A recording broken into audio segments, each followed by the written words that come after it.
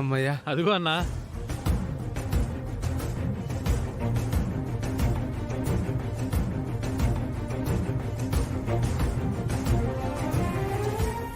ఏయ్, ఇప్పుడు ఎక్కడికి వెళ్తావు?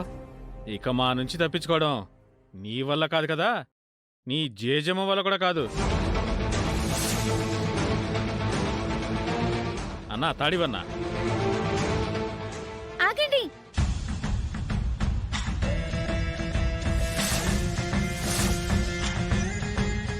ఏంటి? ఎందుకు ఆగమన్నావు? పొట్టేల్ని ఎక్కడికి తీసుకెళ్తారు? నీకెందుకు? దీన్ని చూస్తుంటే మీకు జాలనిపించట్లేదా? వదిలేయండి. ఏంది వదిలేది? దీన్ని ఫంక్షన్ దగ్గర తీసుకెళ్తున్నాం. ఎందుకు? ఎందుకేంటి? తినడానికి. ఫంక్షన్ చేసుకునే వాళ్ళు డబ్బులు ఇస్తే కొని దీన్ని తీసుకెళ్తున్నాం.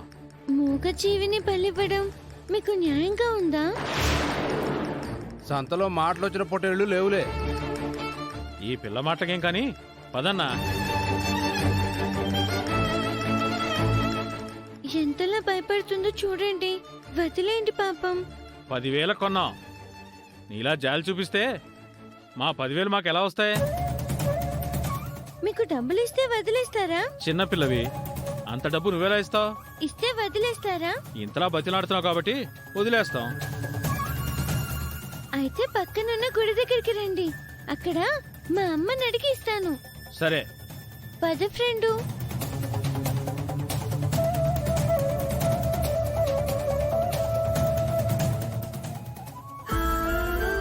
వీళ్ళమ్మెవరో గాని ఎంతో గొప్పదై ఉంటుంది. అందుకే కూతుర్ని ఇంత బాగా పెంచింది. అక్షయ ఇంత చిన్న వయసులోనే ఎంత బాగా ఆలోచిస్తుంది.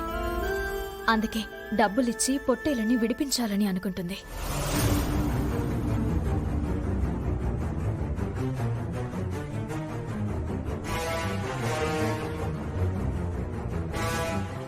నువ్విక్కడే ఉండు ఫ్రెండు.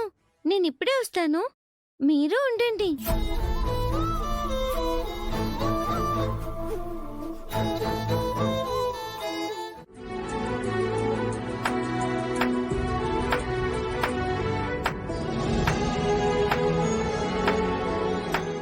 శభాష్ అక్షయ. మేడం మీరా? ఎందుకు శబాష్ అన్నారు? నువ్వు సూపర్. ముందెందుకు పొగుడుతున్నారో అది చెప్పండి. నువ్వు పొట్టేలని కాపాడిన విధానం మొత్తం చూశాను. అవునా? చిన్నదానివైనా పెద్ద మనసుతో ఆలోచించావు. మనకి తోచిన సహాయం మనం చేయాలి కదా మేడం. ఎప్పుడు పుట్టుకోమంటుందో తెలియని ప్రాణం మనది. ఆ శివయ్య మనల్ని తనలో ఎప్పుడు ఐక్యం చేసుకుంటాడో ఊహించలేము. అందుకే మనకు మానవ జన్మ అనే అదృష్టం కలిగినందుకు నలుగురికి మనం ఉపయోగపడాలి. అసలే మనుషులలో స్వార్థం పెరిగిపోతుంది.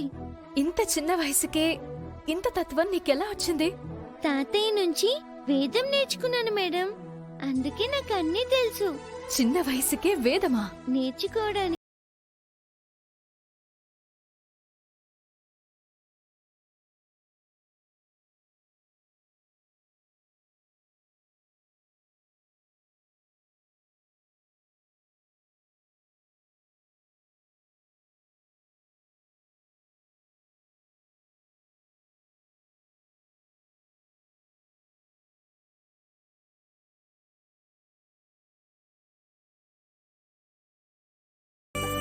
నువ్వడగ్గానే అంత డబ్బు ఇచ్చినందుకు నేను మా అమ్మను ఎప్పుడు ఏమడిగినా ఇస్తుందండి.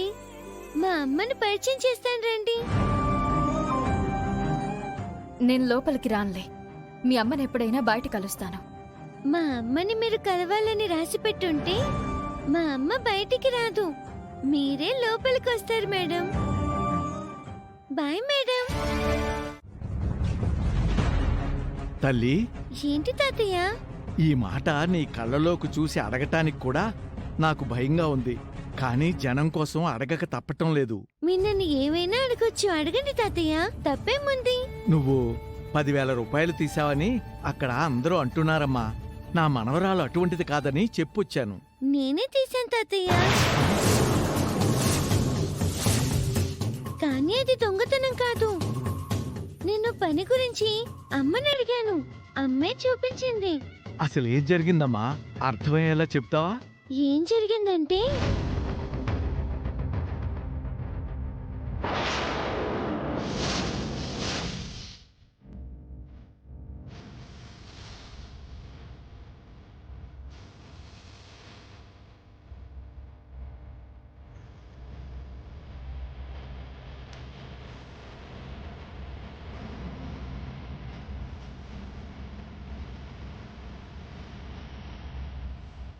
ఇదిగోండి మీ డబ్బు. చాలా అనిపించింది తాతయ్య, అందుకే అలా చేయాల్సి వచ్చింది. నువ్వు మంచి పని కోసమే తీసినా వారు నిన్ను దొంగ అని అంటున్నారు.